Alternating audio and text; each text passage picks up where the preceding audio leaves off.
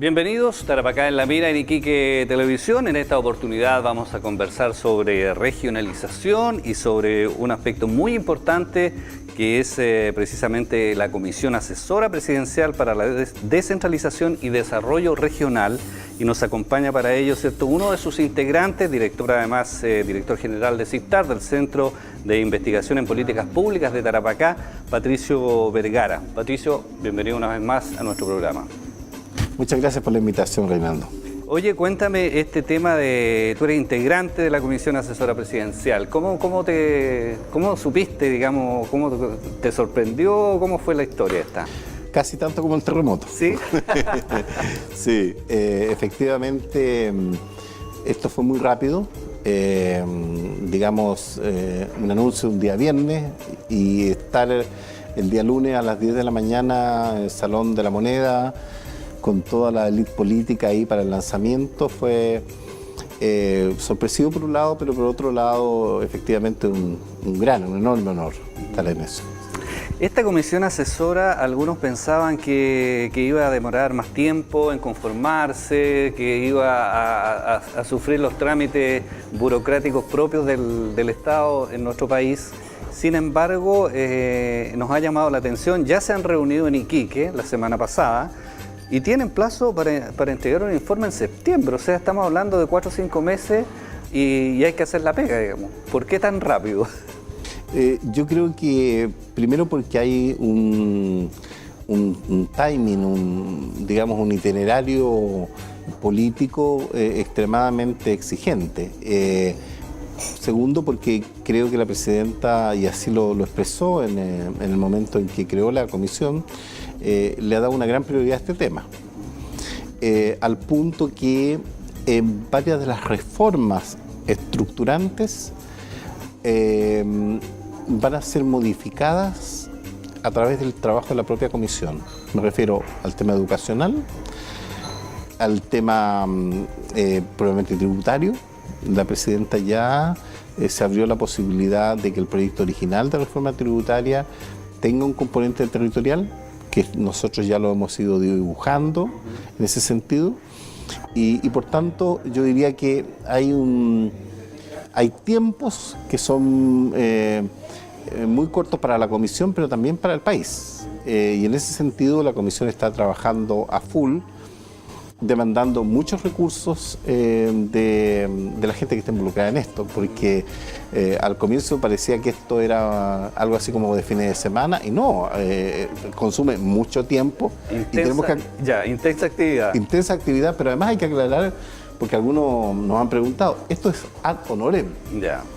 Entonces, ¿son 33 personas? 33 personas, yeah. Hay varias personas bastante conocidas, mucho más que nosotros, algunos de nosotros, por ejemplo, exministros del ministro de Economía Alejandro Ferreiro, Francisco Vidal, vocero del gobierno anterior, el ex senador Carlos Cantero, que integra nuestro equipo, en fin, un montón de gente que tiene una larga experiencia en estos temas. Ya. Una comisión, digamos, integrada por gente de distintos sectores políticos también, transversal. Absolutamente. Así es. Ahora, este tema de la descentralización, se tuvo esta primera reunión, ¿cierto?, el fin de semana pasado acá en Iquique. ¿Cuál dirías tú que es el leitmotiv? Como si hubiese que ponerle un título o cierto, destacar lo más importante a tu juicio de que se haya creado esta comisión y eventualmente lo que se va a obtener después, digamos, de este trabajo. Bueno, yo creo que hubieron dos grandes conclusiones, hubieron varias, lo que nosotros llamamos preacuerdos, es decir, nos hemos puesto de acuerdo en cuestiones bastante básicas y en forma casi unánime. Ya. Por ejemplo, en el tema de la elección del intendente. O sea, el Ejecutivo Regional, por unanimidad, sin ninguna oposición de nadie, claro, se definió que nuestra propuesta es de que sea electo, y sea electo en 2 años más. ¿En 2 años más? Sí, o sea, 2016. No va a coincidir, digamos, con la presidencial, antes de la presidencial. Va a ser con la municipal. Con la municipal, ya. Sí. como una gran elección territorial. Ya. ¿Y eso están todos de acuerdo? Todos de acuerdo. Ya. No le preguntaron si a los políticos ni a los diputados, me imagino. No.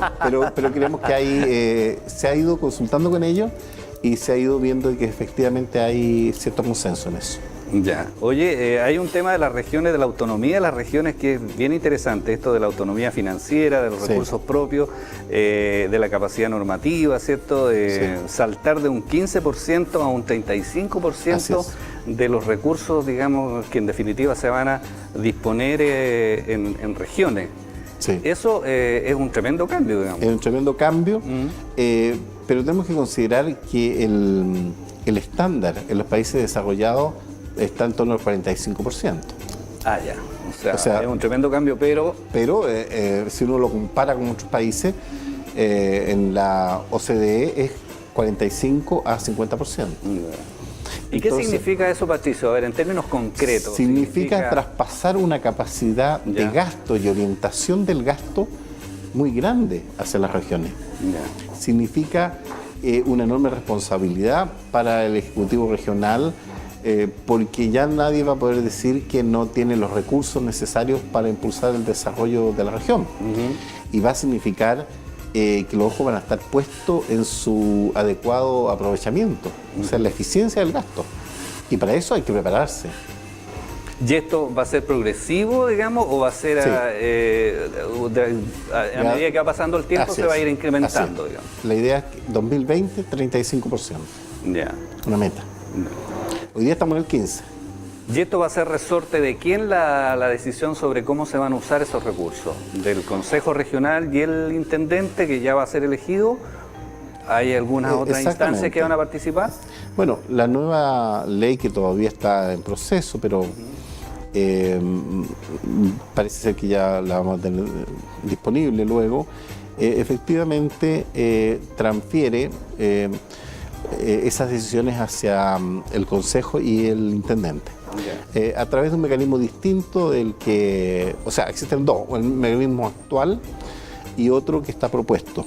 Pero en cualquiera de los dos casos, ambas instituciones, el Intendente y el cuerpo colegiado, toman las decisiones sobre eso. Ya. Ahora, esto significa, digamos, para que nos quede claro, que los recursos que tenemos actualmente del FNDR se van a incrementar o además, digamos, se van a incorporar los recursos sectoriales, que son bastante más cuantiosos, ¿cierto?, que los recursos del FNDR. ¿Cómo va a operar el tema? Mira, hay distintas opciones que se están barajando. Todavía sobre la mecánica misma no ha habido un pronunciamiento. Porque además de esto hay otros instrumentos que están encima de la mesa. Por ejemplo, el tema del Fondo de Convergencia, que tiene que ver con el cómo distribuimos los recursos bajo un criterio de equidad interregional. No todas las regiones están recibiendo lo mismo y en forma legítima. O sea, hay gente que tiene dudas sobre si lo que recibe una región es lo adecuado. Entonces hay un fondo de convergencia para que las regiones más rezagadas tengan mayores recursos y por tanto se pongan más al día, ¿no? Entonces, eso es súper importante porque uno de los temas, ¿cierto?, que se ha discutido mucho es esto que esta pretensión, digamos, ¿cierto?, este anhelo de las regiones de tener, ¿cierto?, sus recursos en función, digamos, de también lo que aportan para el país, digamos. En el caso de las regiones mineras, por supuesto, es muy importante, pero uno dice, bueno, ¿qué pasa con las regiones que no son mineras, con las regiones que son agrícolas, ¿cierto?, con otras regiones del sur que a lo mejor no tienen el volumen de recursos que podemos tener en Antofagasta o acá en la propia región de Tarapacá? Entonces aquí habría, digamos, se compartiría... Fondo solidario. Solidario. Claro. Yeah. Esa es la idea, pero también es cierto que habría un incremento significativo de los recursos hacia las regiones que producen la actividad minera, digamos, ¿no? Es decir, no es simplemente que le vamos a quitar ahora a las mineras para pasárselo a otras regiones. Las regiones, lo que está establecido, lo que se va a proponer a la presidenta es de que haya un mecanismo para que una parte importante de las utilidades de las empresas mineras queden en las regiones mineras. Hasta un cierto porcentaje, que que no es menor, el que se está discutiendo ahora. Entonces, en ese sentido, hay un excedente que queda para las otras regiones. Este no es el caso, por ejemplo, del Fondenor, este famoso Fondo de Desarrollo del Norte, que cierto, en algún minuto se tomó la decisión de desarrollarlo, ¿cierto?, de implementarlo, y al final los alcaldes terminaron reclamando porque dijeron ellos, migajas. Migajas, sí. No, esto estamos hablando de otra cosa, estamos hablando de otro nivel de recursos. Ahora, ¿qué pasa, Patricio, con la capacidad instalada en las regiones, con los recursos humanos en las regiones? Ese también, ¿cierto?, ha sido un gran problema, porque si tú tienes más recursos, tienes que saber, ¿cierto?, cómo llevarlos, ¿cierto?, a buen puerto, cómo ¿cierto?, usarlos bien.